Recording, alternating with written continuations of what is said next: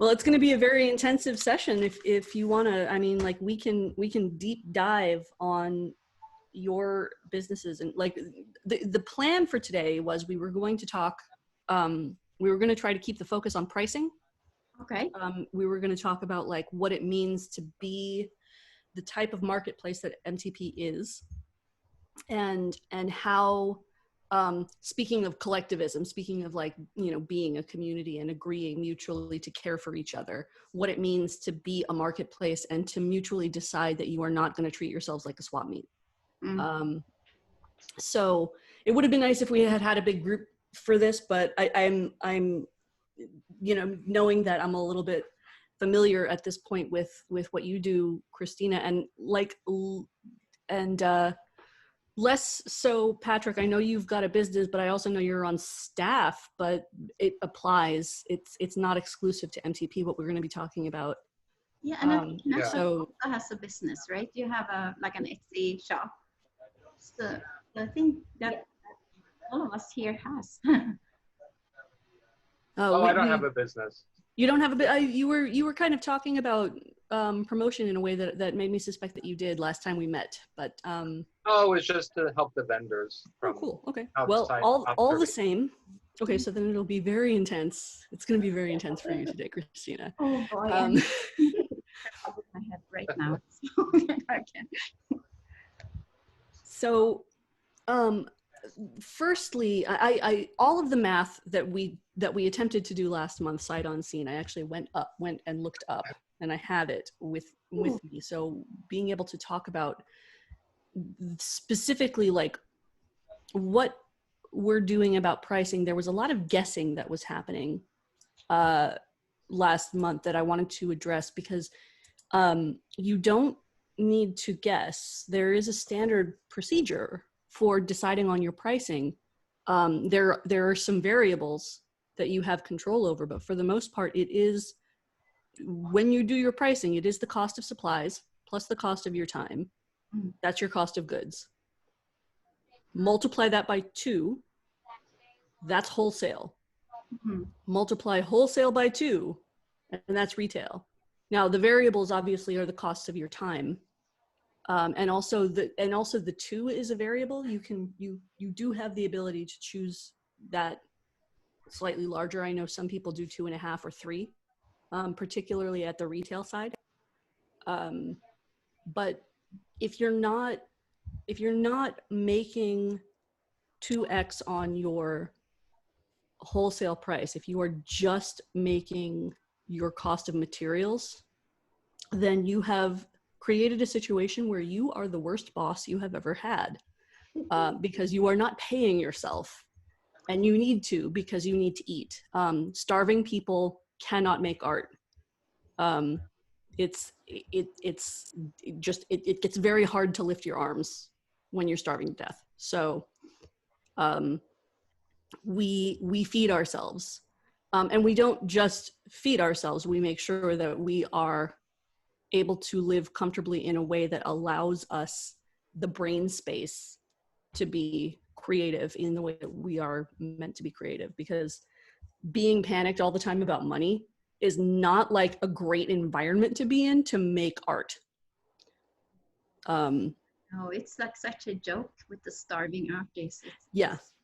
There's so much things. I mean, I'm sure everybody here has heard it, like you get asked to donate to fundraisers, you know, to work for free. And then you have lawyers and everything, and you ask them, you know, would you donate an hour? And like, oh no, I can't do that. But right. They're happy to ask you for a beautiful piece of art for their fundraiser. Sure, and you can do that. Like the thing is, yeah, we do have something of value, and it does, if you believe in the, you know, I mean, if you believe in the charity and you believe in the cause, by all means donate that thing. But that original cost of goods, that first line of the formula that I talked about, that number needs to be averaged into the rest of your materials and supplies. Your wholesale price, you need to, so if you're selling a certain number of units, right, and you're setting aside maybe 5% of those units for charitable donations, You need to average those costs into the things that you're selling. Right. And we pay for the things that we do. We pay for all of our business activities, because otherwise we are bleeding money and we don't have enough of it. Like, none of us are rich, and I don't think any of us are really trying to get rich. But having a sustainable life requires a certain amount of decision making and building those costs in. It is how we keep the marketplace sustainable for each other. So that's my soapbox on pricing. I know that also the material is different. Like when I worked in the art gallery, like for works in silver, there sometimes the owner ordered things from catalog, you know, like a blank for a wedding ring or something like that. Sure. She marked that up 6 to 8 times when she sold it. Whereas if it was a gold ring, the markup was like 2 to 3 times, because of the initial cost of the material was prohibitive, you know, for selling it otherwise. Yeah. And it was a special order and someone paid for it, right? Exactly. But also when she ordered things, you know, like, what do you call it? Like incentives, you know, like you have like a jumble of little cheapies to get people starting to buy or looking like that. When she ordered those, she also did the markup, but there were cheaper things. Yeah. There is a strategy involving selling something at a loss. And it's called a loss leader. It is the thing that brings people in, but the assumption is that you're then going to be able to make back that money on the upsells. But the thing is also, the things that are like traditionally thought of as loss leaders, like when you go into Target, there's the little gauntlet of impulse purchases that are between $1 and $5 that you have to walk through before you get into the store proper. That's traditionally where a loss leader lives, but they're making hella money on that stuff because it is so cheap. They're buying it at such a low like per item cost that they're making probably 4 or 5 times whatever it was that they paid for it on that. And just by virtue of it being low cost, high margin, high volume, so you can kind of handle the loss leader. You can handle that type of item as if it were a loss leader and still make a profit on it. This is what I do when I do booths. So my artwork is like the sort of centerpiece of my work is resin sculptures that I hand paint. But I also sell a lot of pinback buttons. My pinback buttons are like $1 a piece, maybe $2 a piece or something like that, but they cost me about 7 cents in materials. And I actually did this formula on it, and it's been a while since I've done it. Excuse me. It's been a while since I've done it, but I think I can punch about 100 of them in an hour or something like that. So we could run that through and see what kind of a profit I'm making on it. But like I think it averaged out, like when I built the cost of my time into it is something like they cost me maybe like somewhere between a quarter 15 cents or 15 to 25 cents, I think, a piece. And I sell them for $2 each or 3 for $5, I think. So they are by far my highest profit margin item. And they're so easy to sell because everyone who comes by my booth, oh, well, I don't want to spend $20 on a resin animal. I definitely don't want to spend $500 on a one of a kind piece, but oh yeah, I'll buy 6 buttons for $10 for sure. Easy. So that's the sort of thing that I'd like you guys to be thinking about, rather than taking like the items that cost you a lot in terms of the time that you take to make them. Those prices need to be reflective of that time. Otherwise, you are you're your worst boss. Don't be your worst boss. There are so many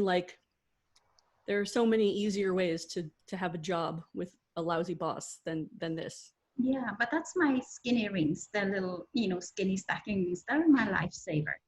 Because Mhm. before I started to really sell them and make them, I could sometimes not sell anything, going to the market, because it was expensive and depends on who walks by. It could have been a Mhm. rainy day or who knows. But these little things are like that. People go like, oh my gosh, and then I give them a break, like you say, if you buy more than one. Mhm. Um, so they help me out, and Yep. uh, so it's a good feeling. My friend who used to operate a museum art store, or like like you can buy stuff at the museum, like prints and things like that. She taught me that she had some cheaper things, and that got people starting to buy. Mhm. They felt like, and then they see something else and they feel like, oh, I already spent something. And then I say, oh, I expect card too. And they go like, wow. And then maybe I have a sale on something that makes me a larger profit. But you're right, Right. the tiny things percentually, it's the largest profit. Mhm. Like the markup is greater, even Yeah. though you have to sell many, you have to sell a big volume to make money. Right. And the lower the price point, the easier it is to make those sales. So if you have an item that works, the question that you might want to ask yourself, like it's twofold. Is one, can I expand that line so that rather than just having the skinny rings, is there something like it? So like it's not an upsell, but it's a cross sell, because you That's you have now, by someone who is interested in those skinny rings, you've now identified them as a person who has put themselves in this tier of spender. So right. providing them with more of those type of items would be an interesting question. Like, what else goes with that? Stud earrings, perhaps, um, a different type of skinny ring, maybe pendants without change. I don't know. Yeah, I, Um, I can actually show you what I did. It worked. Oh, oops, where did the Zoom go away? Hello, I think I got myself out of it. no, we still see you. Here. Oh my gosh, but I don't see anything. The Zoom is a blank. Oh, here we are. Oh, so many windows. Hello, we're back. Oops, where did I go? Okay, here we are. And then the other thing. Okay, so yeah, this Winnie Mm-hmm. gold field ring, and that one is, I think it's $14 or something like that. Oh, good. Then I was thinking, I made the bar non ring here. Mm-hmm. I put a little bar in it, and that's 24. And I go like, that's probably like pushing it to make something more expensive. But then I made it in 14 karat gold field, and that's $40. And Nice. I and people are, especially up here in Joshua Tree, when people don't have much to spend money on other than to drink, I guess. That's what people do when they come here. Then the 40 bucks, but I never thought I'd actually sell one of these, or very rarely, but they became also something. And even at the Melrose Trading Post occasionally, you know. Good. I like the idea of having, particularly at Melrose, where the gate is $5. Um, there is something that is very pleasing about having an item, like an impulse item, available for 15, because a lot of people go to the ATM to get cash to pay for gate, and now they have $15 in their pocket. Oh, Um, so uh, it's a good number for that particular gate. Now it's complicated by the fact that you guys take electronic payments, I think, for gate now also, right? No? We may, but we Okay. have not yet. Okay. So that might be something worth thinking about, is that if you take cash, you have now freed up $15 for your vendors, to find creative ways to get into their cash boxes. So that might be worth thinking about in terms of whether or not you actually do want to process electronic payments. Because like people don't walk away when they find, right? Because there's an ATM just right there off the, yeah. Yeah, we're just not sure about the whole cash thing right now for this Sure. COVID time. But Mm-hmm. I think at some point, of course, we're going to resume usual operations. Mm-hmm. And it'll be Yeah, I mean, it's going to happen someday. You might. I mean, one of the ways to slow the gate down is to raise the price, but that's the sort of the Disneyland answer. yeah. Is like how do we keep Disneyland from turning into Six Flags in the 90s, where it was like people would just go there, you know? Yeah. And the way that they did that was they jacked the prices way up so that people like they could make more money and accept fewer people through the gate. Because that higher entrance fee pre-qualifies people as bigger spenders. Yeah.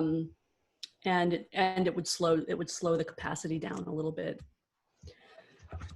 This is a little bit to the side of the topic, although I mean it is a pricing question, right? Like it's you know, I mean, like this is sort of it's more of a philosophical exercise than a really practical advice, but it's worth thinking about because we don't know what large gatherings are going to look like in the future.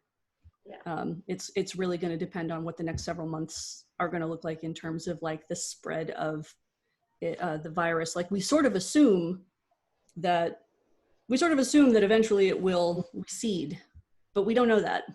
Yeah. So we may just be a little bit more spread out than we used to be. And so we have to mitigate that somehow. Mm-hmm. But that raises another interesting question about sort of the collectivity of deciding that the marketplace is a little bit higher end than its maybe current perception. Mm-hmm. You don't position yourselves as a swap meet. I mean, like kind of, but not really, because there are a lot of artisans. There are a lot of like things that I had never seen before when I walked through. So there is that. I have a lot of thoughts about this, and I think we touched on this a little bit last month about Etsy and how when you open up the marketplace to things that are a little bit more mass produced, then suddenly you have a situation where people are competing on price and the consumer doesn't understand because there's no division. Mm-hmm. So, you know, the people on Etsy who are selling silver rings for $5 are not your competition, Christina, because your unique selling proposition is that they are handmade and they're handmade from reclaimed materials. And those things are important distinguishing factors because it means that someone who is looking for a cheap ring is not looking for you. No, exactly. Somebody else is looking for you. Somebody who has a completely different frame of mind. And that means that like you have to get comfortable with the idea of people walking away from your booth or your shop, particularly like at Melrose, you will see people walk by because they're looking for a deal and they're not finding it in your shop because you are elevated. And it's the same thing on Etsy. You would look at your analytics and you would see the traffic being very high and your sales being maybe not as high as you might hope. Mm-hmm. You know, like you want conversion to be somewhere between 1% and 3%. If it's below 1% for that reason, particularly as you're repositioning yourself as a higher end retailer, Right. That's okay. That's actually healthy because that means that like the people who are unqualified to purchase your stuff are missing you, and that's all right. Yeah, I read something about that sometime because it's a little bit, you know, like when you're next to someone who's selling just very cheap things, mm-hmm. And it happens all the time, maybe not in curated art shows, but more like in the general markets. Yeah. And someone wrote a poem about that, but the whole point was is maybe it's not your customer. You just realize it's not, you know, you can bend backwards, you know, to sell at a loss. But mm-hmm. really want that customer because the customer wants something very cheap right now, and that's okay, but it's not you. Yeah. You know? Yeah, and you have to be like there is a question of like being really secure in what you're doing and why you're doing it. When I in my much younger days in Northern California, when I did my first booths at we had the Creamery District was the old Creamery building had become like an arts co-op. And we had a marketplace on Saturday mornings. And they tried to space people out. But it happened one time that my booth was right next to a girl who was, I think, just barely out of high school, and she made these little crocheted animals. We matched in terms of like who was interested in our stuff, but she was way underpricing. And also, and so like when we sat next to each other, it was a little bit uncomfortable because my stuff was higher end, but we were both attracting children. Her stuff was kid friendly and mine is not. And so what ended up happening is like we made a decision together to collaborate that like when the children would come to the booth, if they were attracted by my stuff, because I was my booth was larger, I had a tent, I had a whole bunting, she had like a little table. And so mine was more attractive. People were coming in through me. I would send the kids to her and I would keep talking to the parents. And a lot of times we would both make sales. So, you know, I mean, you find ways to make it work. It's not always going to work, particularly if you're talking about like a silver ring that's made in China versus like the custom one that Christina made. Like that's a little bit harder, but there are still opportunities to do it, particularly if you get into conversation with your neighbors and recognize that your audience is not the same. When someone goes into that made in China booth and they're looking for something special, they can hand that person to you and vice versa. And so you do it in a spirit of collaboration rather than in competition. That's good. Yeah, at Melrose, it's like that because the vendors next to you are always so friendly. You know, so you many times when you shows, you never know you're next to someone, you know, and they can be so friendly or so. And one thing they did in New York, it was called I think they called the Green Flea Market. It was similar principle to Melrose, but there was 4 schools who shared a schoolyard. And since the 80s, the PTA had been putting on Sundays a market to raise money for the arts programs. So, and then I think like 5 or 6 years ago, because there was so much, there was really not a lot of art. There was just like crap, you know, like just things that weren't so nice. They actually rebranded the whole market to call it the Grand Bazaar. And they invited artists. So I was one of them, and we got booths right up in front. So people saw that from the street. It was like off Columbus between 76 and 77. And that was their way to do it. And they removed the flea hashtag, you know, because like sometimes it's the way, I don't know how it worked out for them, because there's tons of people, no matter what you do. New York City, you know, right by the Museum of Natural History, tons of people will walk in no matter what, and there was no entrance fee. But they choose to do that to attract, you know, a different kind of clientele. Yeah. But there was there of rebranding, and they also invited in like Etsy to have a makers thing, and they invited special theme days. But it was for the markets. But for us vendors, I mean, nothing much changed except for, you know, the name of it, and sometimes it was really it didn't work out so well for the vendors, because when Etsy came in, you know, they got all the booths up in front, so they took all the good booths, and we were like, but how about us? We pay for the year to be here. So it became a little bit awkward. So I think like what I wanted to say is that you have to work with the market you're in. I mean, because sometimes the market is willing to change, but most often there is no need to change. So you have to figure out if it's for you or not. yeah, I agree with you. I agree with you completely. Like you have to kind of, you have to sort of work within the parameters of where you are, but like that also means that you have to know with great certainty who you are. Because there will be a point when a marketplace makes a change, and this is live and this is online both. When a marketplace makes a change, you have to say, is this something that I can work with? And if so, how? If it isn't, what do I do now? Sometimes you outgrow a marketplace. And I don't know that that's necessarily going to be the case with Melrose, because their commitment is so strongly rooted in like keeping you guys, you know, making it a space for development for you. It's really different when an organization is when the goal is to make a profit by providing the space, which some marketplaces are like that. Ren Fair is changing in that way. This year, had we had it, we all had to pay an extra fee to use their credit card processor, which was brand new.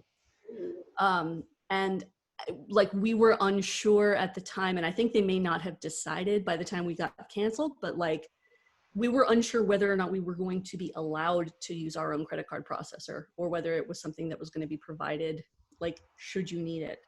You get a percentage of the sales there? Yeah. Well, they always get, yeah, the Ren Fair vendors always pay a percentage of their sales to the fair. So that was a way for them to not rely on the honesty system.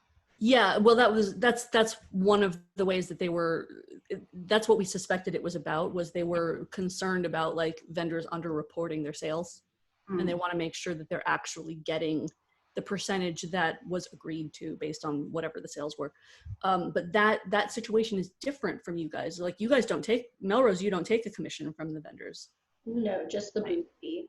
So, and that's something to know. I mean, that's when you're evaluating what type, I'm not saying one is good or bad, because the gate at Ren Fair is great. I made a lot of money on my weekends when I did it.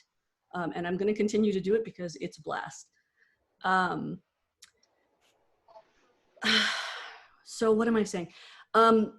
It's something to think about in terms of marketplaces. And this is one of the reasons that I'm a little bit hesitant to recommend Etsy outright to people.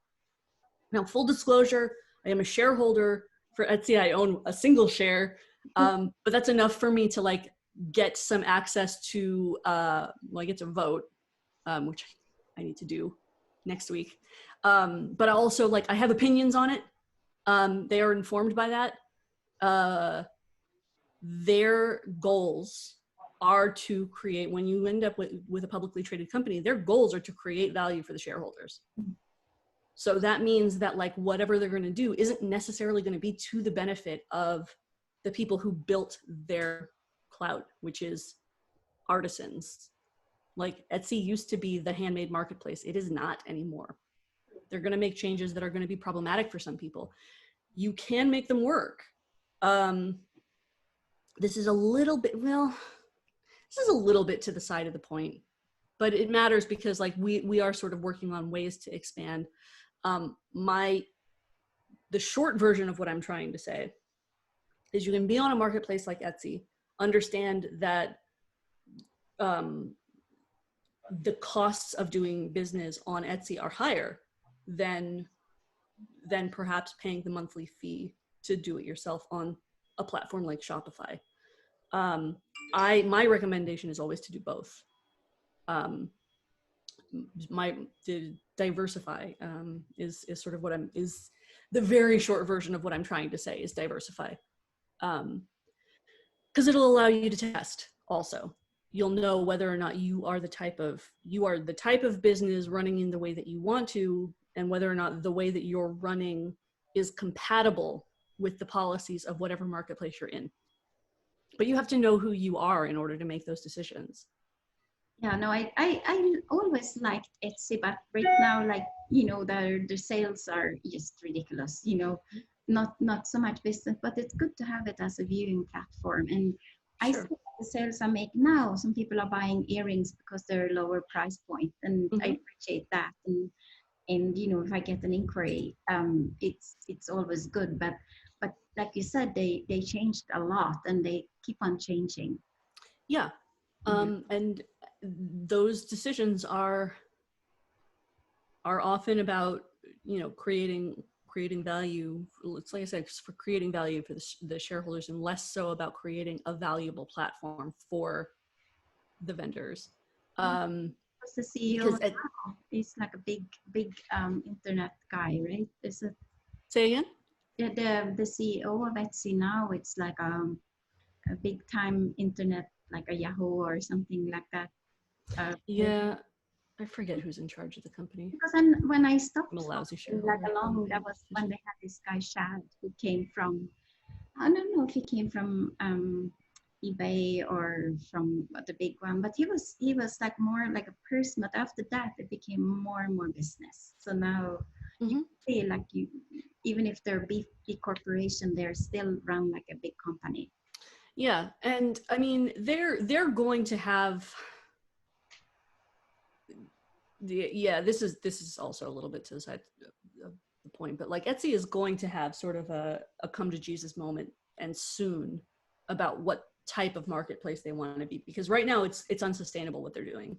Like they are either going to be a place for like mass produced odd products and like supplies. They're either going to become like Oriental Trading Company, or they can be what they were originally intending to be. But doing both at the same time is going to confuse their customer base. It's going to be, it continues to be difficult to tell. I have conversations with people all the time, like different social groups that I'm in, where they're like, I'm kind of interested in this shop, and I'm looking at it and I'm like, oh yeah, that's a merch spammer. So someone found like a t-shirt that they thought was really cool, and it sort of looks like an independent business, but like the topics are sort of like scattered. So what it is it's a person who's just taking advantage of keywords and just making products on print-on-demand platforms. Now, on print-on-demand platforms based on what's popular right now in this moment. And that's a way that people can make money, but they're using a platform like Etsy to do it. And that dilutes the perception of the platform as being high-end, sort of handmade products. Now, again, this is not to like besmirch the people who do that, because I actually have a shop where I do that, where I make mugs and just kind of do research and based on search algorithms, that sort of thing. One of the reasons that I do that, though, is to make sure that I understand how the search algorithms work on Etsy and Amazon. Because doing that sort of work in mass, like, gives me sort of like a 10,000 foot view of like what's coming up in search and how the keywords are being how the keywords entered are being interpolated by the search engine itself and what it's showing back. So it's like partially research, but I make some money doing that. Yeah, no, that's actually something that I spoke about some other vendors at Etsy when a couple of years ago, when things started to go south very quickly for the artists. Mm-hmm. It was like we had this big discussion, okay, how to follow the algorithm, what search words to use and where to put them, like, and we knew nothing, we knew very little. And we were there, and this lady who was like almost 80 years old, and she made handmade beautiful basha beads with our, lampwork glass beads that looked like they were found in the ruins of Pompeii. Did beautiful, exquisite. So she and I and some other ones, we were trying, like, sending messages. Okay, you change your listings. What do you put first? Like love, sex, money, handbag. It's like trying to see. And I go like, and we realized very quickly we had no idea what we were doing. We better focus on something we knew how to do. Yeah, it's a little bit complicated. There are methodologies that you can use to do that. The easiest way to describe what you need to do to figure out that is, and this advice has been given a number of times by a number of people in a number of different ways. Basically, pretend that you are your customer. Again, this is predicated on the idea that A, you know who you are, and B, you know who they are. So all of the talk before about like figuring out who your ideal customer avatar is, you have to get yourself in the head of that person in order to do this exercise. So you have to think about like, why are they looking for you? Okay, well, maybe they are looking for gifts. So like, for instance, like last time we talked about like Jeff's whole like scheme with the angel plaques is he wants them to be gifted. So he's looking for people who are looking for gifts. Okay, why are they looking for gifts? They're looking for this type of people. So you have to think about like why someone is searching and how they might be entering that search into the bar. So you have to know things about what their search habits are like, which is, and this is a lot of sort of precognition. You have to guess. But one of the ways that you can know if you're on the right track is if you enter the search and then you find people who are doing it. If you find someone who's doing like that, like high-end, like Venetian lampwork glass. I actually have a friend, one of the people who sells in our booth at Ren Fair is that guy. He sells Venetian glass. He had an Etsy. I didn't know about it because I searched for him a number of times by his name, Right. and by the materials and by the process, and I couldn't find him at all. Huh. And he and I have had words about this. But I did find, so when I started looking like for glass Christmas ornaments, Right. it's like, okay, I found people like him who did that. And I'm like, all right, Andre, you need to put these keywords in your descriptions. So you basically like find the people who are doing the thing that are coming up in the search, use what they're using, just copy them. And now, you know, it's like the whole, like there is a way to game it. Like for instance, if you say like your jewelry, if you wanted to come up in search, if people are searching, I don't know, Louis Vuitton handbag, which has nothing to do with what you're selling, you could put that in your search and you would come up. But like people who are searching on that are not looking for you. So you'll come up in search results, but like it's not useful because they're not going to click on you because now the algorithm is not showing them what they expected to find. Exactly. And Amazon has people like human beings review, and they will punish people for doing that. I don't think Etsy does. I'm not 100% sure about that. What I do know is that the search algorithm on both Etsy and Amazon works a lot the way that Google used to work in the early 2000s. So it's sort of a what you see is what you get sort of thing. Google, you have to sort of speak English to it now, and it'll give you answers in English. Whereas like Etsy and Amazon, you can still kind of put like a series of nouns, and that series of nouns should be condensed into an answer where the title of the listing matches somehow. And so that's why I end up like some of the mugs that I make, it's like scuba diver, Father's Day, Mother's Day, brother gift, I think is, you know, like for instance, because that's how people are searching for this. It's like, I want to find some sort of gift for Father's Day for my scuba diving dad. And so they'll put that in, they'll put like dad gift scuba diver. And so all of those words are in my listing and then they find it. That was arbitrary. I don't think it's going to actually show up if you're searching. Yeah, but they're really, I mean, so much smarter, all this, you know, the way you can find things just by like a normal speak, almost enter that and sort of gets you. Yeah, it's significantly more sophisticated what Google is doing because it's the only thing that the Google search page is doing. Whereas like Amazon, like they just haven't put that kind of it's good enough to get the sales. Is sort of particularly because like Amazon, you can kind of assume that like people are entering brand names. It makes sense for them to do that kind of search. Right. But a lot of times people are doing search because they need ideas. So unless you are an established brand, in my world, so there are like toy designers who have followings. So if I go to Etsy and I go and I look for someone by name, and I mean, for the most part in this scene, they're not Etsy, they have their own websites, but that's neither here nor there. If I go and look for that person's name, their listing should come up. My friend Andre, I should be able to put it, particularly because he has like a not very common name. I should be able to put his name in Etsy search and get his stuff, but I don't. Like he has, partially because he has not built up enough of a following online. Like he's known in like Venetian glass circles, but not like the internet in general, in spite of the fact that we need to talk. Someday. Anyway, so if you have, the point I mean to be making is, if you have a following, you can do that. Otherwise, you are probably looking for someone who doesn't know that they are looking for you. So that means that you need to figure out why they're looking in general.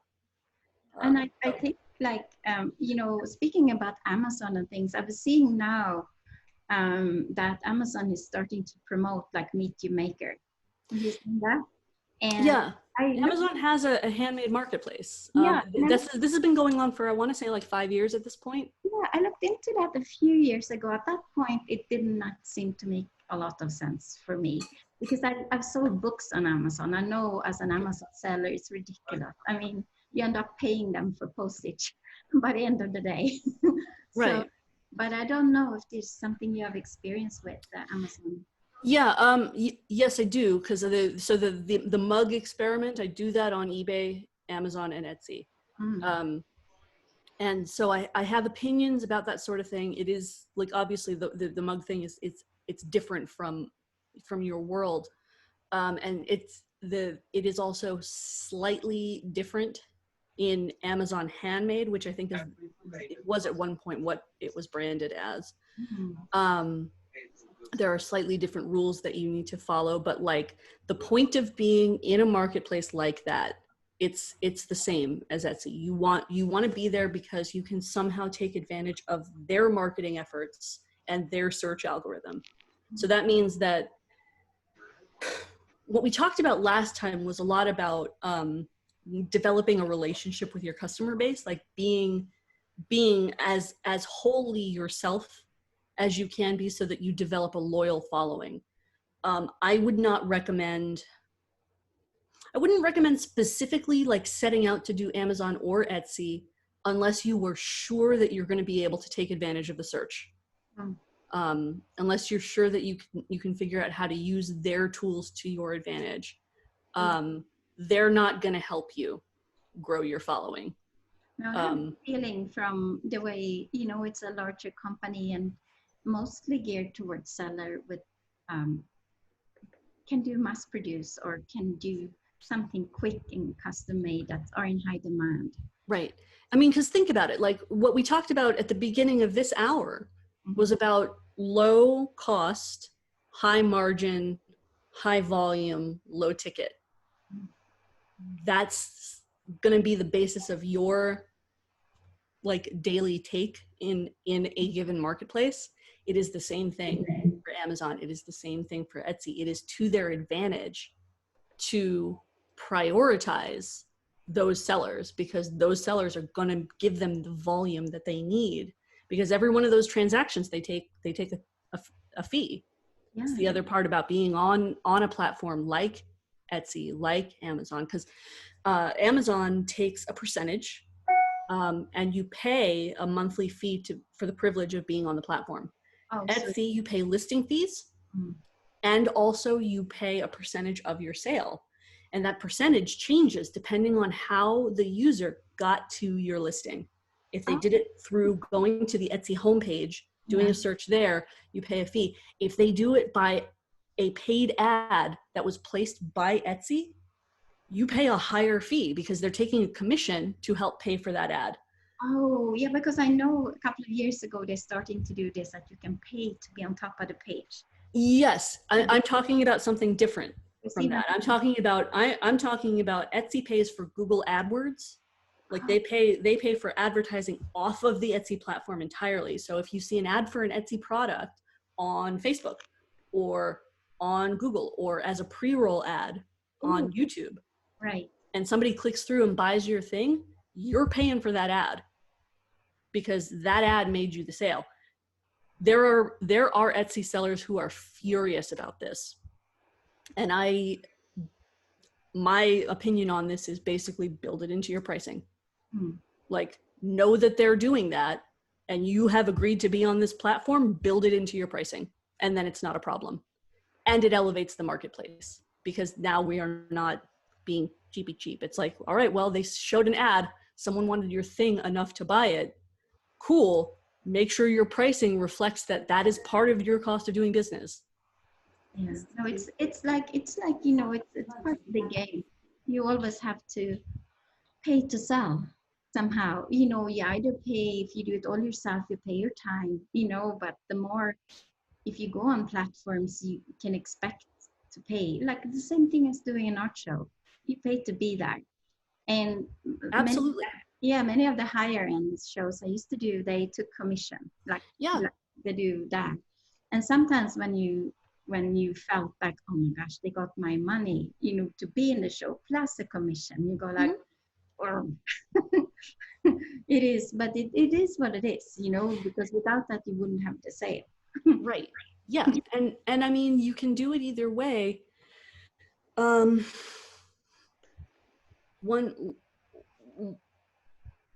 They both have their advantages. I am still very much of the opinion that you should have a platform of your own that you own, so that when you begin building, anybody who's doing anything handmade has the opportunity to create a loyal fan base. Malcolm Gladwell has this theory, and this is like old. This is something that I have been pontificating on for probably a good 15 years at this point, that like, if you can find 1,500 true believers, like people who are absolutely committed to you, your brand, your product, that should theoretically be enough to create a sustainable business and a sustainable lifestyle. Repeat customers, and we've talked about this before, that repeat customers are so much easier than new customers, because they're already warm. They already know you, they already like you, they already trust you. And we know that because they spent money with you. So there's an opportunity there. Like, you can make, like, if you are a maker, if you are a person who like has a product and a vision and a mission, then you can create collectors. And those collectors can make your living for you. It's a relationship.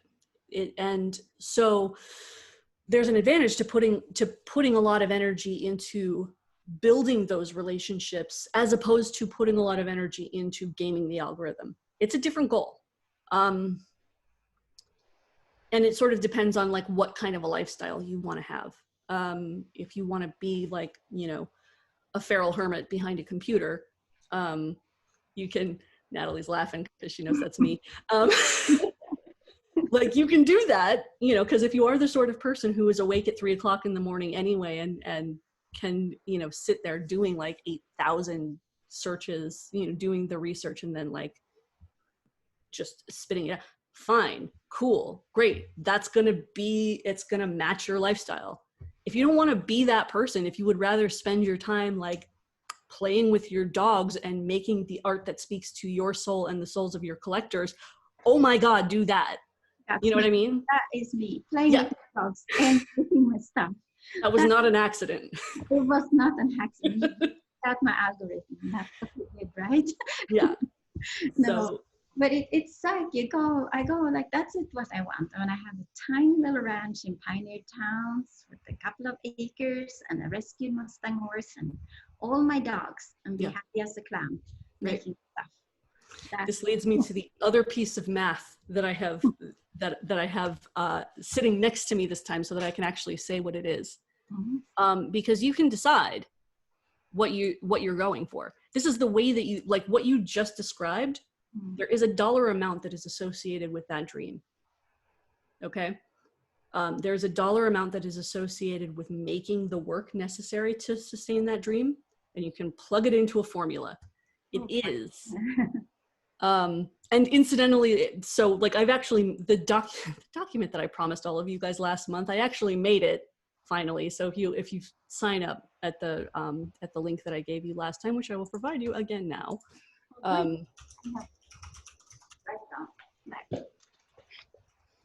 I will be sending this out this afternoon to the people who are already on it. And for those of you who are new, you will also get it.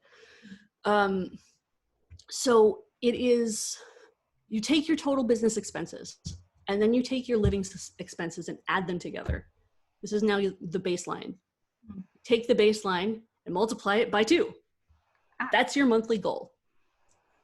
Now you take your monthly goal and you take the average dollar amount per sale, and now you have your sales goal for the month. All right, cool. We've got a number now. So now we have to figure out how to find that many people. And then this goes into the math about like, well, we know what the conversion rate should be. It should be around 1 to 3%. So if that sales number, like if 100 people walk by, 1 to 3 then will buy. Yeah, 1 to 2 buys, and those 2 sales are added together equal your monthly goal, then cool. Then all you have to do is find those 100 people. But this is how it works in Marketplace. This is how it works online. So once you know that number, you can start extrapolating out what's going to be necessary to find those people.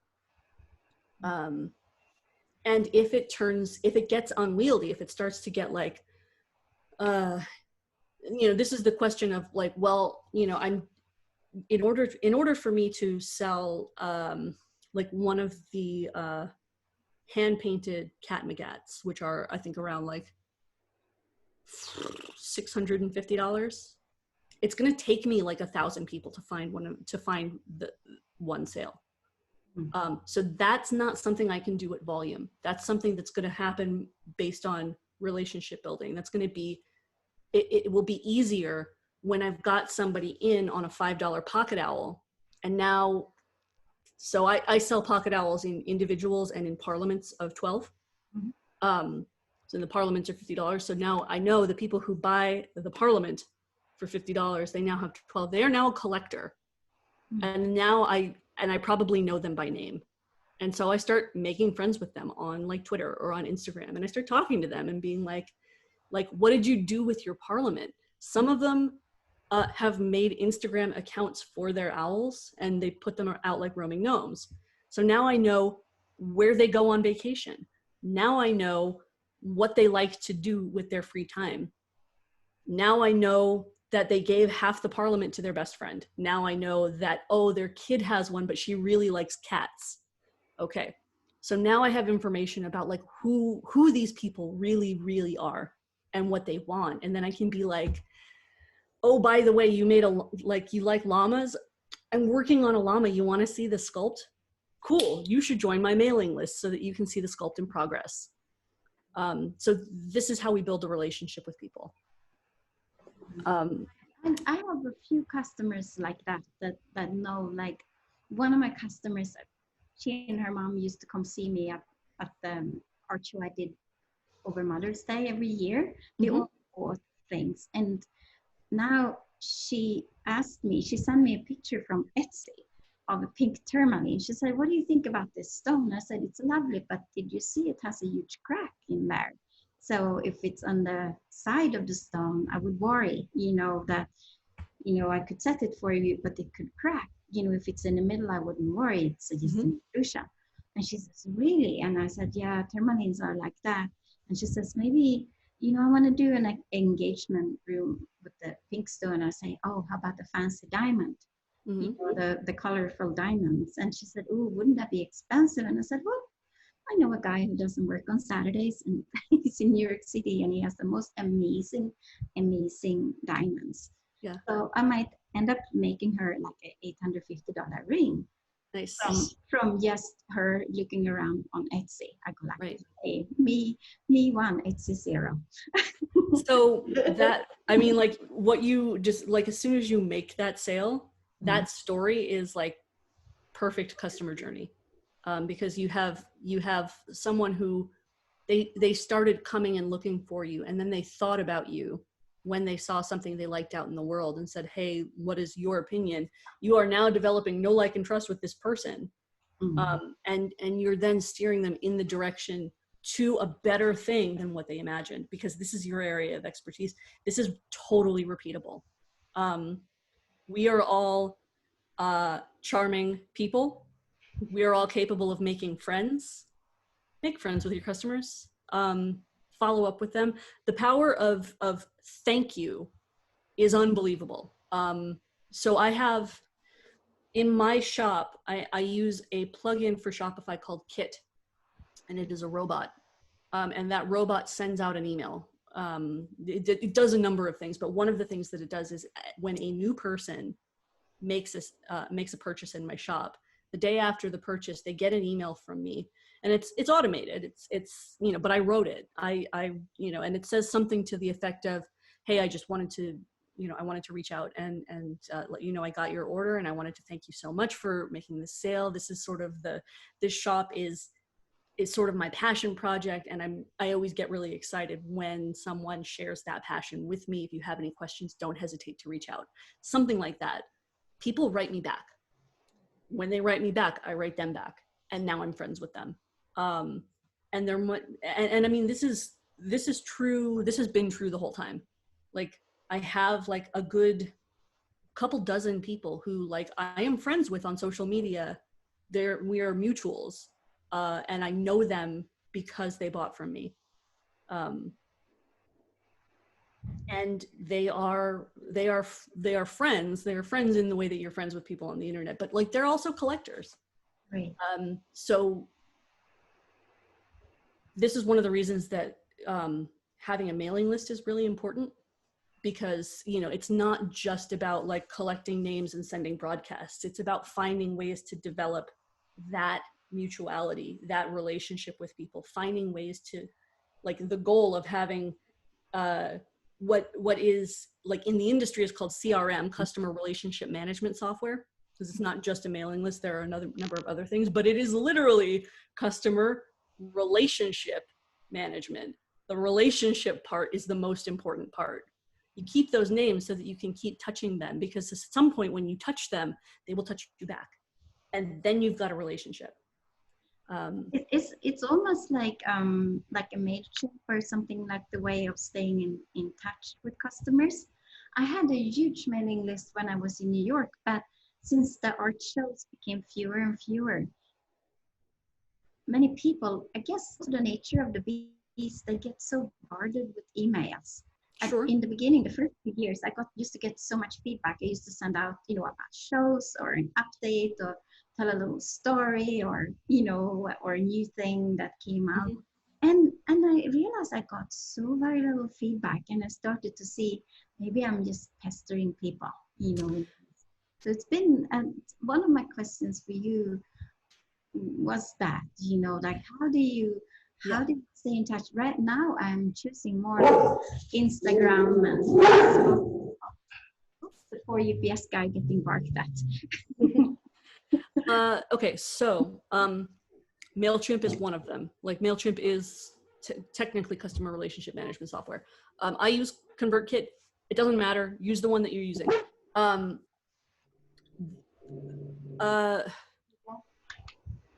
Your mind will play tricks on you in a vacuum. And so that means that if you're like in the absence of feedback, you immediately started telling yourself a story that you were bothering people. Oh, great. So stay out of, this is one of those other little aphorisms of marketing, is stay out of your customer's wallet. Please also stay out of your customer's head, unless you're doing keyword research. So I know, like, I was just about to contradict myself. Stay out of your customer's head in terms of like their emotions about you, because you are always going to be less generous than they are. It might just be that for whatever reason, you're just not reaching out with them. I do think that the best thing for a mailing list is to stimulate actual engagement. That's not always going to be the case. So industry-wide, in terms of marketing, like marketing as an industry, which, like, your mileage may vary, like people who do marketing as an industry, like they're not selling anything necessarily of value. But in terms of like the marketing industry, they keep track of this sort of thing, conversion that can be attributed to mailing list stuff. And for the number that's in my head, and this is recent, I want to say like 2018 or so, this research came out that for every dollar spent on email marketing, you can expect a $36 return on investment. Ooh. So to answer your question with data, which I quite like, yes, email marketing still works. So the question is, how can I make this a more human experience? Because if you are concerned that you're doing it by rote and getting robotic about it and sending updates and bothering people, then you need to be generous with yourself. Evaluate whether your emails have changed or whether they need to change. Talk to the people who are talking to you and notice the way that you are talking to them. Make your broadcasts more like that. Yeah. But also, like, since I'm trying to get on Spotify, that will be one way to collect emails again, because the emails that were for the New York customers, they're a little bit not so much valid anymore, because they were mostly people who locally drop by at art shows. Sure. And things like that. So maybe that would be a good point to start with some fresh people that haven't been bothered yet. Yeah, I mean, there's something that is valuable about, like, I wouldn't throw them out, because the people who loved you in New York are likely to still love you even though you're in Joshua Tree now. It's just a question of like letting them know that you still exist. Right. And that you still have a connection to them. If they liked you because of your locality, you're going to lose those people, but fine. Because if you're going to lose them, you're going to lose them. But this is true whenever you pivot. Whatever pivot you make, you are going to lose people. Like, there will be sort of a tide in your list. People will fall off, people will come on. If people signed up with you to get updates about when you were going to be at marketplaces in New York and they are in New York, yeah, you're going to lose those people. Because you're not talking to them anymore about the thing that they agreed to talk to you about. So this is the relationship. Like, if I came on here and I had this thought, I actually had this thought as I was getting dressed this morning, that like, if I got on here and like, we all agreed to sit here for an hour and change and talk about marketing and pricing. If I got on here and started playing the guitar for you, you would be a little bit put off by that. Maybe not. Because that is not what you agreed to come and see. Also, I'm a terrible guitar player, but again, that's neither here nor there. So that's, that might be why you're not getting that engagement. That does not mean that mailing lists don't work. That just means that the agreement has changed, and some people are just going to opt out, and that's all right. But you want to cultivate that list, because that list is the beginning of that relationship. Yeah, and I think that many people who were on the list, were from the beginning art shows, and my style has changed a bit, and everything. So they might not be relevant anymore, and that's okay. Yeah. When you got, incidentally, there's a thing in most, and I think like MailChimp does this on the paid tier. ConvertKit definitely does it by default. List segmentation is a thing that exists. So and it is exactly what it sounds like it is, where you take like that list of people, you mark them all as belonging to the segment of New York vendor interest. And then you start another one called Melrose Trading Post, or, I have a segment for the shop, where it's where I think it is literally, the segment is literally named 1500 True Believers, and I think it has 26 people on it right now. But someday it's going to have my 1500 on it. Yeah, it will. It might take a while. Like, I don't have control over the timeline precisely, but the more I do to it, the more likely I am to fill up that list. At the moment, what I'm doing is I'm currently filling up another segment called Sharptooth Creative. And that is the segment that you guys are getting added to when you sign up through the link that I gave you with sharptoothcreative.com/MTP. That adds you guys to it's the consulting segment. Yeah, where and I can send you marketing information, because you're not necessarily going to be interested in pocket owls, because that's not what we agreed to talk about. You know what I mean? yeah, but I did that I could even do it in Apple, like take different, like one was called NYC list and one was called like Long Island list Yeah.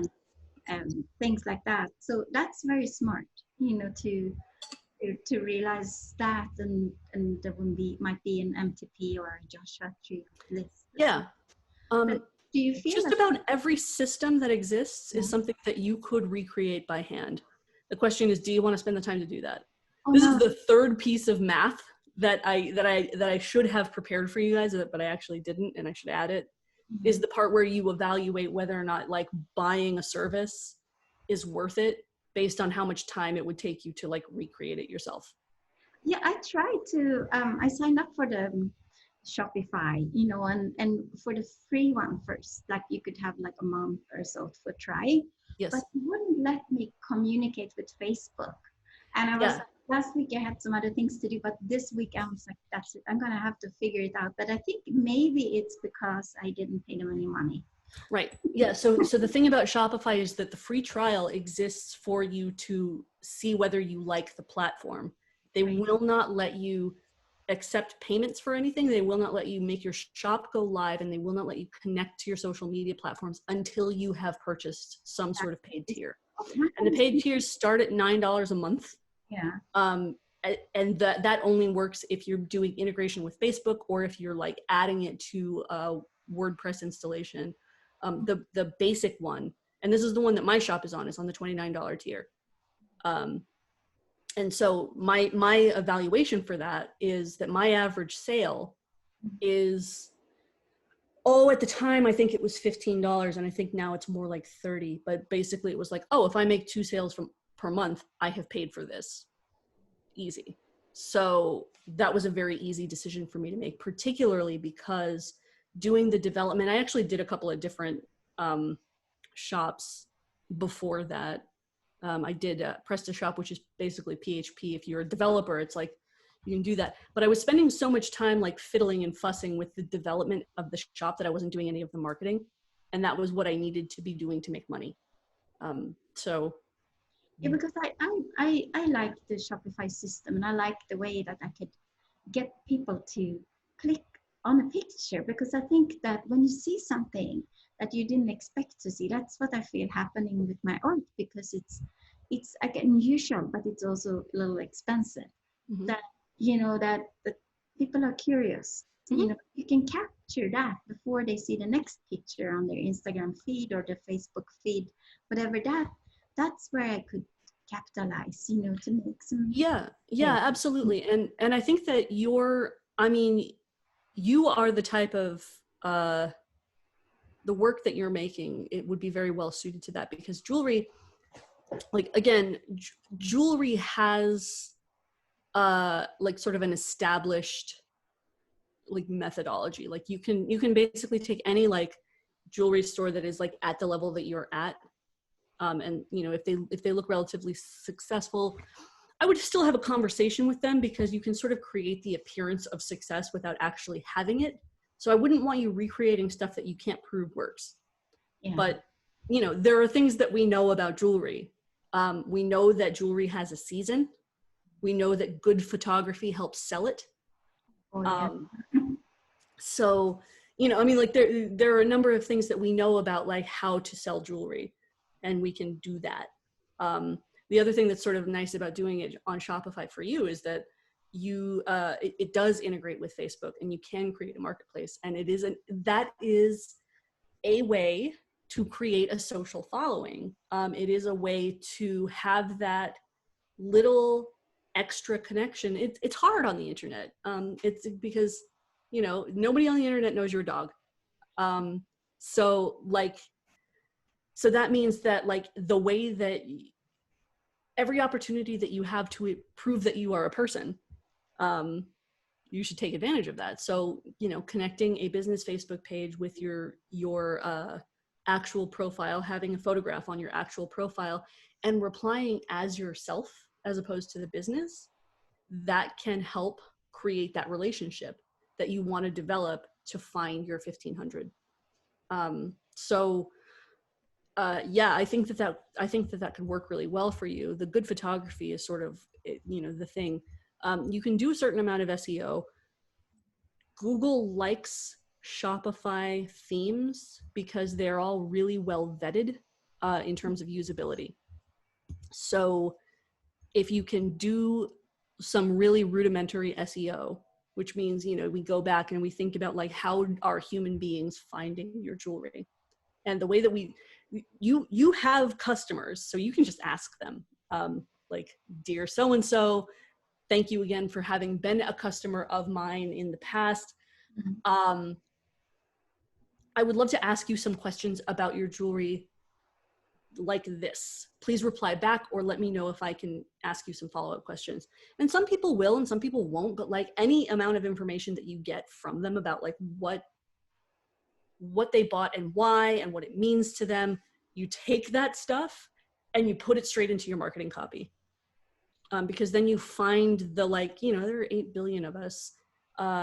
None of us are so unique that like the way that we feel about the objects that we buy is going to, like, that stuff is going to be duplicatable.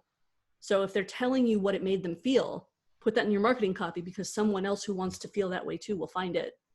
Yeah, I was, it was very interesting. I got an offer like a year ago. There was a French company who was selling, a way to purchase customized hashtags using a system of overlapping circles, basically like that, and let you try it out for free. And I go like, that's interesting. And it made me think about, who do I want to find? What makes me unique as a jeweler, except for having dog hair in everything that I ship. But I also have the eco-friendly part. Yes. So I decided to rebrand my hashtags and include like things like No Planet B and the eco-friendliness. And I saw for the people who started to find me and the likes on our pictures. It was just about when I moved to California, I also figure out with the Melrose trading post to see what kind of people would I like to connect with. People who are concerned with the environment, with, be a smaller footprint and that. So, and then I think the question that I want to ask you about that though is, have you made the sales commensurate with that change? Like, I made a few more customers. That's all it. But since I invested zero money and very little time, I go like, that's a bonus.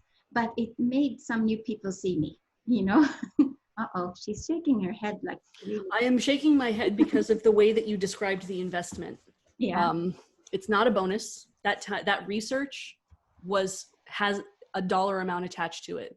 Remember, one of the things that I did in the first piece of math that I gave you is the cost of supplies plus the cost of your time. That's the time I'm talking about.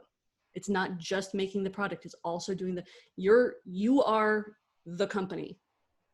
So that means that you are the CEO, you are the head of manufacturing, you are the head of marketing. All of these need to be paid for.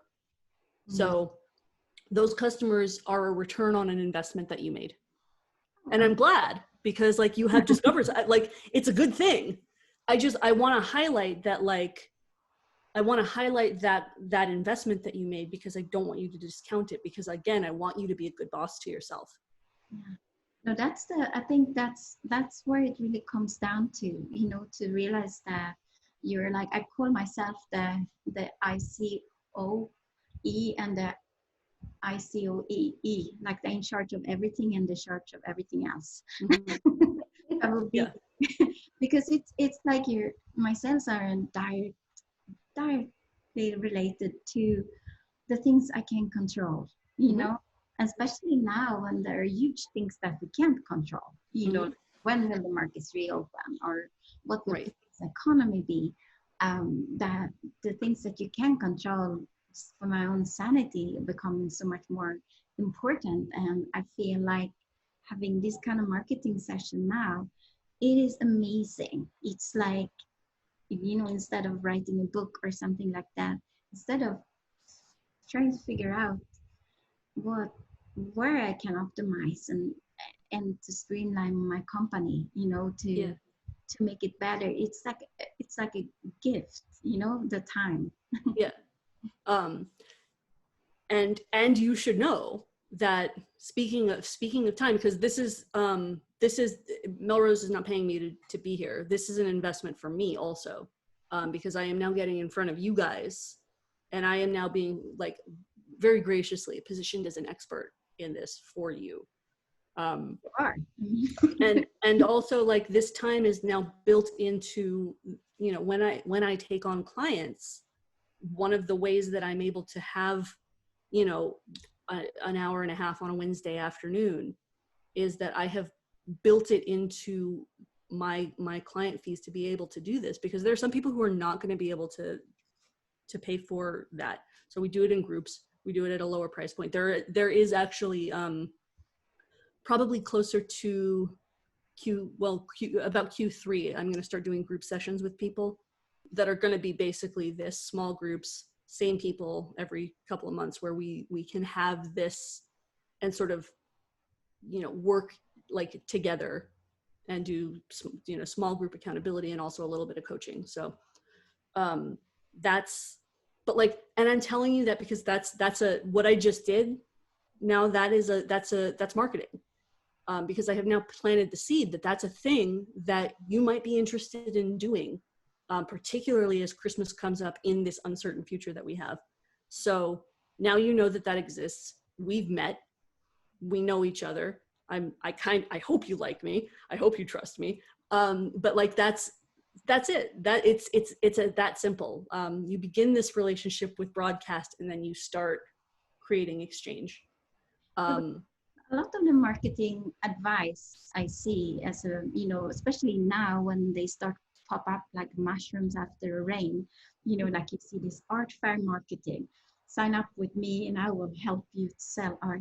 There is so much out there and so very little is pertinent. Yes. So many things that I listen or get exposed to, it's like, it's not worth my time, because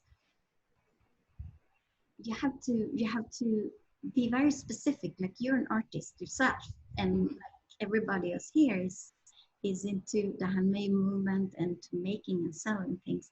That's so very different from someone who was gonna mass produce shoes in China. You know, even the theory behind it might be the same. The application of it is so important to realize. Like you said, like, I was in a booth next to someone. Like, just the fact that you say you were in a booth, not just passing by a booth, into a marketing lunch. Yeah. Makes you an expert in this.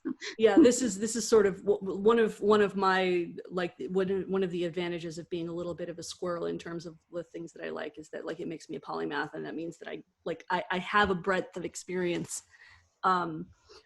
But like, what was I going to say? I was going to say that it is very easy to get overwhelmed, and in any given moment, there are things that maybe don't seem pertinent now that might become pertinent later. That, and also, like, we talked about this a little bit last month. I think, like, Patrick, you and I sort of had a conversation about Gary Vaynerchuk, who, like, I saw on TikTok this morning did a Q&A. And like, I have been thinking about that, and the fact that, like, I just don't dig his vibe. But that doesn't mean he's wrong. Like, his, you know, the advice is rock solid. It's just the delivery is just not working for me in this moment. Oh, Gary V. Yeah. Yeah. Yeah. So it's a love him or hate him kind of thing. Yeah, I mean, and I don't hate him. He's a little bro-y for me. Is all. But not to stray too far from the point. It is very easy to get overwhelmed when you have broad conceptual questions. A lot of times, like, you don't know how to ask them to get the answer that you need. And this is something that, the reason that Natalie and I know each other is because we did a business development course together, and we're in an accountability group together for going on like 2.5 years now. I think we've been doing this. And one of the things that came out of it is we have this little tiny community that we're in that we use to support one another, but also that a lot of this advice, even when it's like build and run your own creative small business, it still ends up skewing towards services a lot. And so like product-based people don't have a whole lot of specialized advice, particularly not product-based people who make by the piece, single, high-end, handmade. And that is my world. So like, after like a lot of years of being like sort of in the marketing space, because like my professional orientation has been in advertising and marketing since I got out of college. My first job out of college was at a TV station. I was the on-site production advertising person, and so it has been all, it's been all advertising and marketing and design and that sort of thing. And then also on top of that, I am an artist. So I have both of those worlds. And so being able to synthesize those two things has been of personal interest, but also something that I now know how to teach, because it's been, I'm real old. So that's, yeah, it's helpful. This is going to be the marketingist thing that I hope that I say to you guys, but it is helpful to have a guide. Oh, so yeah. And it is also, and this is maybe the least marketingist thing that I say to you, is that it is helpful to stay absolutely laser focused on what your money goals are, because that's your North Star. You make every decision based on, is this going to help me get to that acreage out in the desert where I can have the lifestyle that I want? That vision of yours, Christina, and everybody who watches the recording, I hope everybody watches the recording, like, be thinking about that. That was crystal clear. You know what you want. So now it's just a question of like, all right, I'm here. I want this. What's this path? And you can do that yourself. It might take a while, but yeah, it's helpful to have a guide. It's so interesting to think about it as a business. I think it's the most important thing to realize, that it's like no money, no honey. You can work so hard and so very little comes out, that you can be working smart, and that's I really appreciate, your advice. And I'm thinking that when you look at, because I always try to have like a vision board, because so much of selling, especially jewelry, it's a feeling, and I want to invite someone to your world. And I see some Instagram accounts, that might not exactly sell jewelry, but just because of the way they feel. Like one is this hat maker in Los Angeles, cannot pronounce her name, Teresa Foglia. She's making like $1,500 hats, felt hats down in Malibu, in just a year she gets away with it, having a couple of stores. But the feeling of her pictures and her presentation and invitation into a part of her life, it makes extremely, people want to be part of it. So, I actually have one final thing to share with you guys that speaks pretty much exactly to that. You are, a lot of times when you are talking about like luxury items, wants not needs, which like I have arguments about that, because like I think that art is what makes us human beings. It is, you are, the marketing that you're going to be doing is based on a feeling.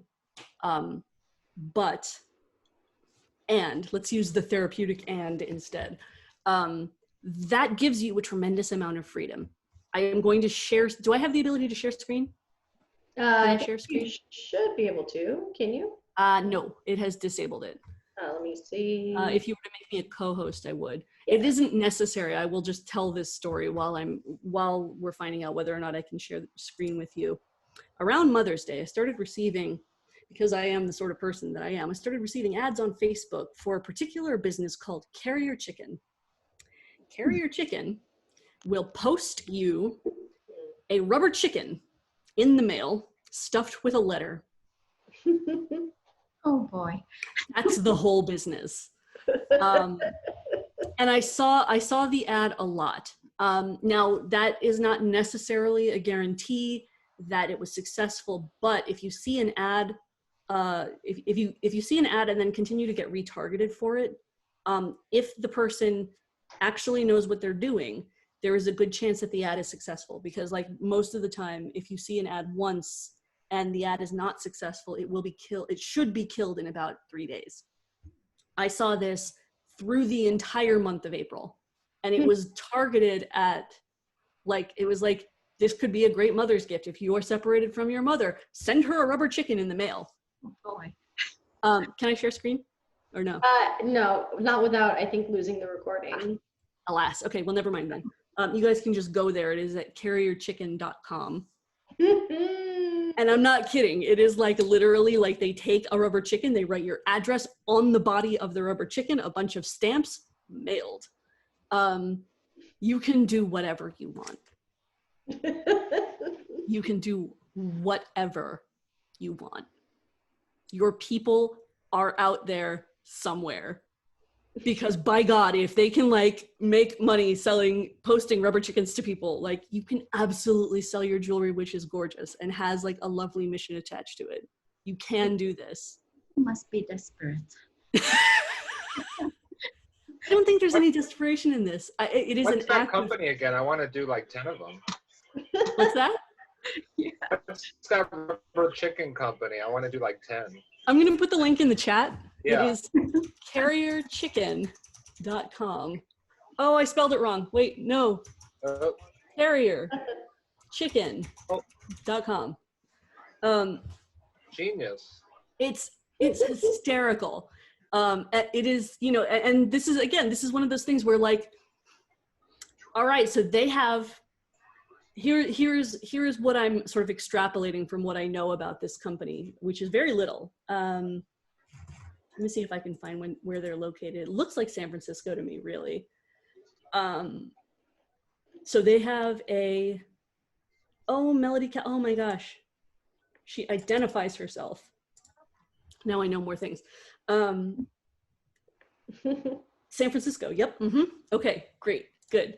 So she's got a storage unit somewhere in San Francisco, and she mass ordered a bunch of rubber chickens from AliExpress and came up with this concept and is now marketing it. That is what is happening here.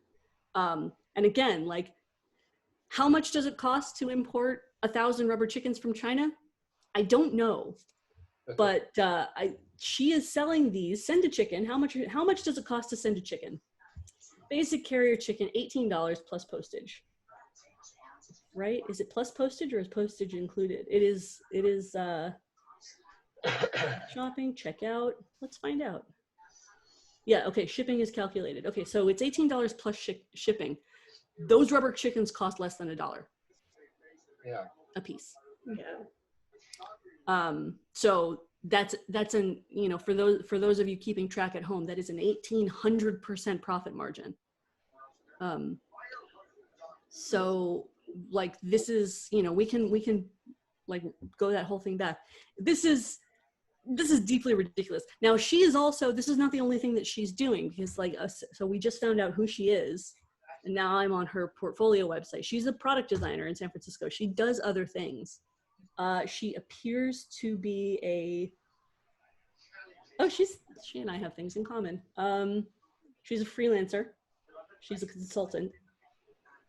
And she's done UX design for a number of companies. So like, it's not the only thing that she does, but it worked because like, she's got the professional chops, clearly, that like, I would not have seen that ad 11 times if it weren't successful. Like, she made money this Mother's Day on this product. So maybe we all could create a company like Rubber Ducks for Father's Day. Right? Yeah. And then we all can have ranches in Pioneer Town. Like, I mean, I don't want to get too distracted by the ridiculousness of this particular product. I want to emphasize that if you have the vision you can make this work.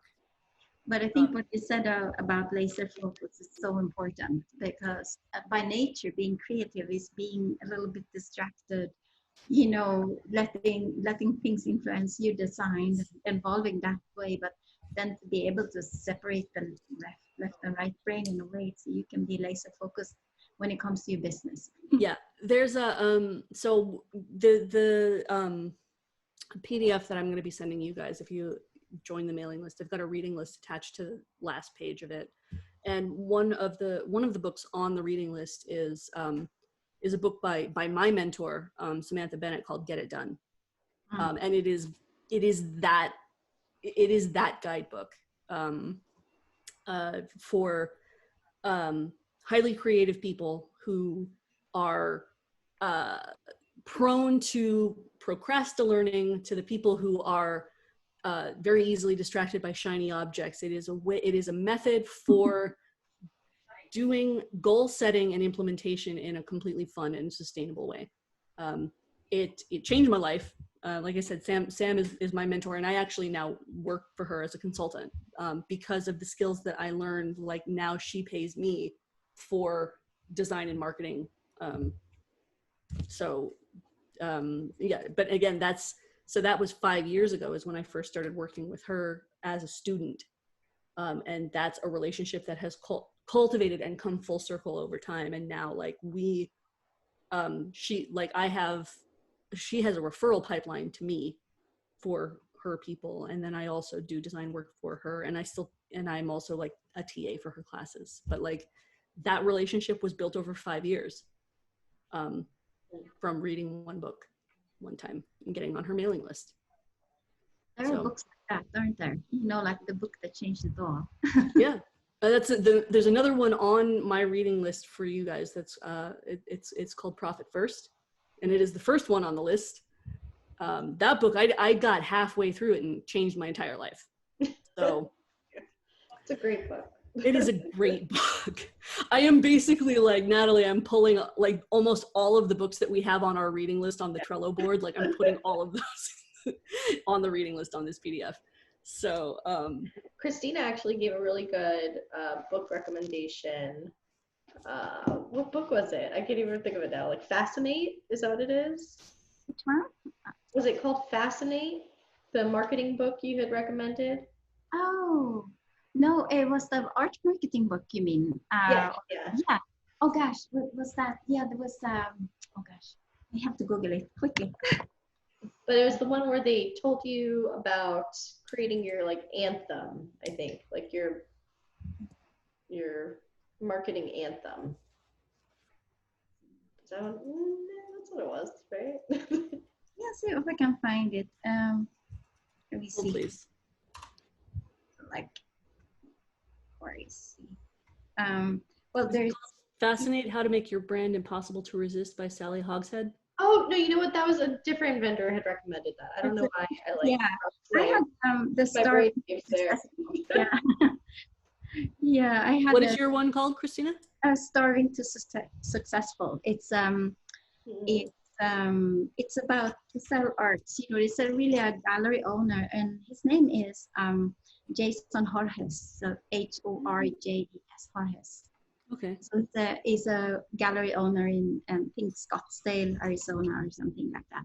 But it was really good, helpful for art shows, and a little bit how to, the psychology of selling art, you know, especially since my art is not high-end compared to $10,000 paintings, but it is higher end compared to a $5 ring.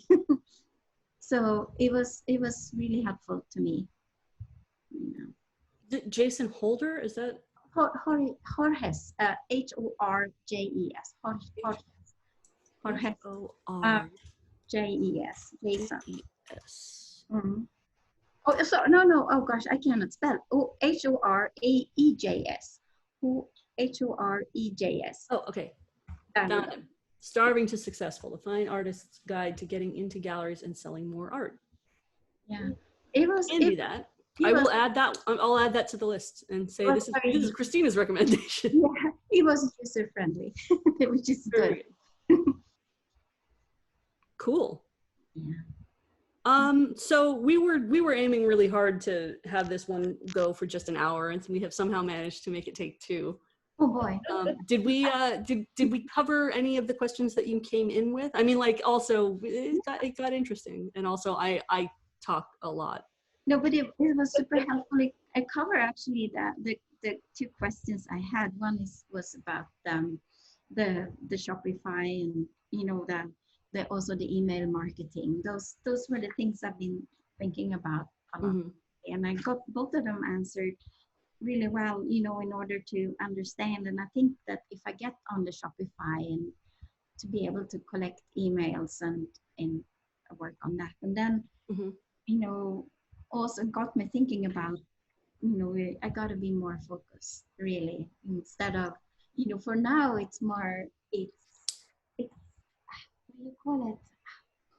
I feel like I'm doing like a helicopter selling. I feel like the giant helicopter spurring over my poor customer, and then I see a comment on Instagram, someone saying, "Oh, I love one of those," and I get right onto their case, and I say, "I can help." I mean, you know, we don't sell things without making the offer. So yeah, so yes, it's a question of being comfortable with that, but also, like, you know, you're a human being, you know how to make friends. And like, understand that this relationship it should be transactional. If they're not going to buy, you actually do not want them in your booth. So like, if you're helicoptering on them and like you end up chasing them away, it's because they weren't going to buy anyhow. You know, I wouldn't worry that much about it. Like, you're not going to chase away like someone who wants your stuff, because they're going to want it, and then they're going to want to talk to you, because then they're going to be like, "Oh my God, you made this? Like, you made, so this is the only one of these. Oh God, I want it more." Like, you want that. That's the conversation that you want to have. And what you make a connection to a person, like there was a lady in Joshua Tree, she bought a little copper ring, or a gold with copper collar, but it was a rose gold fill. It was a tiny little fairy ring. It had like this much copper wire left. It was an 8 gauge, so it was a thicker one. So what I did was just to twirl it around and hammer it, and it became like a little mermaid. So I call it the mermaid ring. It looks like a mermaid. So I basically had it on my finger as I was, and she saw it. She said, "Oh my gosh, I live in San Diego. I'm Joshua Tree for the day. Is it personal, this ring to you?" And I said, "Oh, it is. I just made it." I said, and then she says, "How much is it?" And I said, 25, you know, it cost me probably 50 cents in material. And so. And how long did it take you to make it? About 2 seconds. Okay. It was just hammered around a mallet and bend it. It was more like, oh, it's. I hated to see it to waste, because sure, if you melt it down or sell it, you know, back to the refinery, they pay you nothing. It's a brilliant profit margin. I'm delighted. Well, so she bought it. She came back home, and then I get this note through Etsy, because I have this really tiny business card, a Moo card, but the basically small ones, so people seem to hang on to them because they're tiny, you know. Mm-hmm. And so she said, "Oh, hi, this is Summer. Can you believe I went surfing and my ring?" And I said, "Well, that's because it's a mermaid ring." So she took it back, and she's like, "Oh, that's so cute. Can you make me another one?" Such a sure thing. And so she said, and I said, "Do you remember how much you paid?" Because I thought I, you know, charged her 25. She said, "No, 25. So I said, "Fine. So that will be your price, and I will give you the shipping for free, because yes, just to, you know, to say I feel sorry for you." And I said, I made it to her, and now she posts it on Instagram with her having the ring on her finger, you know, and she probably told the whole story also. I probably did, right? I just saw it before I went on the chat. I go like, woohoo. Yep. It is nice, you know, when you, like you say, when you make a personal connection and you use your creativity to call it something that actually became true, because the mermaid stole it back. That's right. That's right.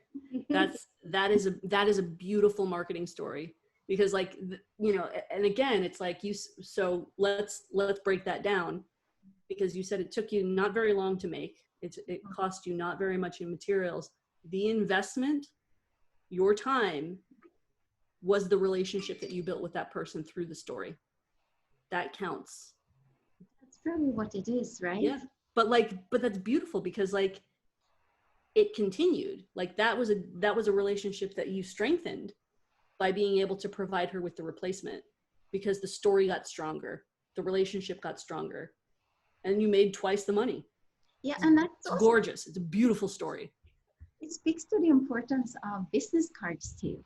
Yes. Because I've had, you know, from the first ones I had made on Vista, or like 500 of them with the same boring motif, to the little thing I do on Mona that I have series. I could just have 1 or 2 of each, but I buy them, you know, so when the design goes away, I can actually give people the exact design they're looking at for a remembrance or something like that. So that is, and she took the card and she kept it, you know. Because when you have larger cards, and there's so many vendors at Melrose that doesn't have business card. Yeah. Sometimes it makes one no of the sense. things one of the things that we do at fair, and we also ended up doing this at Designer Con when my booth mate ran out of cards, because he came in on short notice from Minnesota, and so he didn't have a lot of time to get prepped, is when people show an interest but they're undecided, we have them take a picture with the product. Right. That also endears them to the product. And then we have them take a picture of the plaque that's on the table with our info on it. So in the absence of a tangible business card, we have now provided them with exactly what you're doing with your Moo cards. We've provided them with the picture of them imagining themselves as the owner of the product, and then also a way to find you again. That is smart. So. I know when my dog got lost, then I worked with people who helped me to find her again. The first thing they said was, don't give out a poster of it. Make them take a picture of the poster, because then they have it in the camera and they can share it. Yep. Like that. So that was good advice, you know. So that speaks for you know, the way to do it all electronically. Yeah. Well, Christina, you know what your best marketing tactic is? Above everything. More dogs. Yeah. That's a great combo starter, I bet. Yeah, you made a sort of a joke earlier about like saying that one of your unique selling propositions is that everything that you make is covered in dog hair. Yeah. Like, you're not wrong. That is in fact something that will endear you to people. Like, all of those things that make you more of a person. Yeah. All of that stuff is useful in terms of like creating the personality of you and your brand and developing that relationship with those customers. Because I looked at my Instagram feed in horror a while ago. I go, where's my jewelry? There are all dogs here. But I realized that it is nice, because I think also people connect to animals in a way, you know, animals with stories. And I also see, I'm fairly new to Joshua Tree, but people, when they hear my name, it doesn't matter, they see me, oh, you're the one with the dogs. That's it. That's who I am. Yeah. Why don't you so take you can lean into pictures that with your rings on your dog's paws? Will they You know, fit? that would be so beautiful. I mean, Right? that would be so cool. Or maybe little nose rings. Yeah, try one, see how it works. Like a little glamour shot with your dog paw. But it could be beautiful. Ring. I know.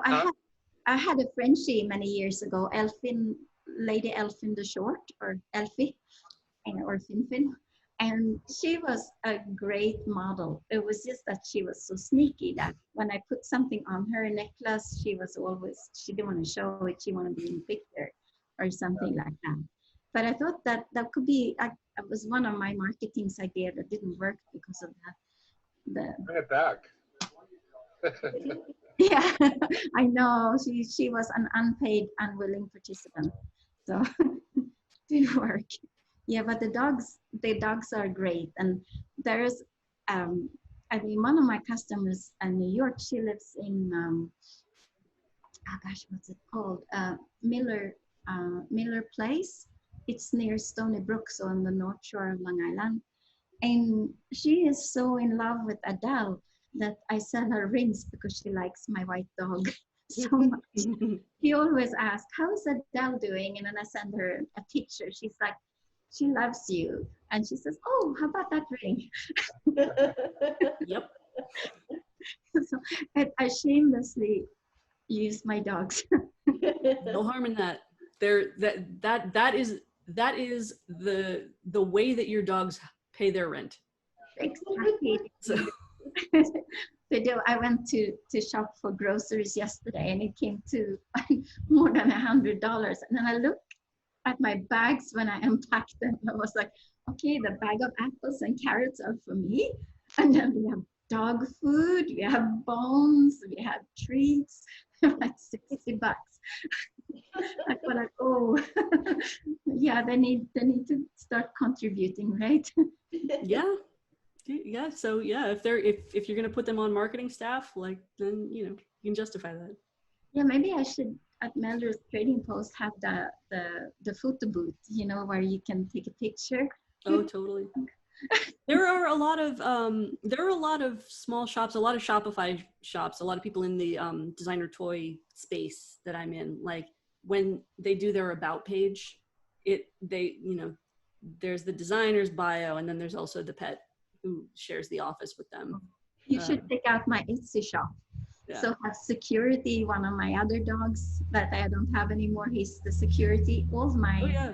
Because you can add so many people in your shop, and because it's me, I added my dogs as market manager and security and Yeah. Yeah, it's cute and people like it. I like it. So, It is. All right. Thank you. So, We'll talk, Christina. I have some great ideas on how to market that. I like that. That would be so cool. It could be the Long Island hot dogs. that's adorable. Yeah, I just have to tell you my favorite Long Island story, especially for you, Patrick. Yeah, strong arm.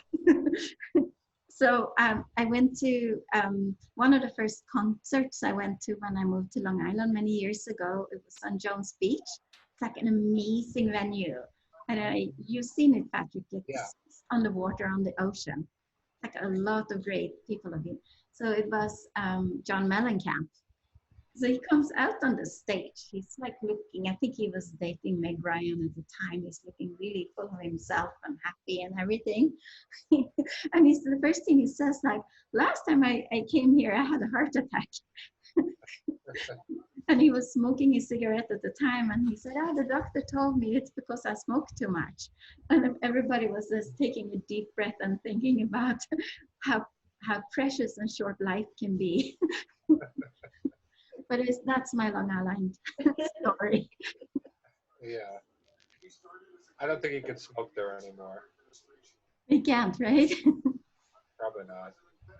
Yeah, it's a great stage. You can actually take, you can bike from New York City. You can take your bike on the subway and get off at, I don't know where you get off. It's one of the subway stops like Massapequa or something, and then there is a bike path that goes all the way to the Jones Beach scene. My niece is an usher there. That's it, right? My niece was an usher last Yeah. Wow. New York. She loved it. She got free concerts every weekend. Oh my gosh. Yeah, there's some really good bands. Very nice. Yeah, so that was my claim to fame when it comes to John Mellencamp. Very cool. I think that's a nice note for us to wrap up for today. Christina, thank you for participating. Really appreciate it. Thank you so much. And I was wrong about Jeff. We have to tease him about it next time.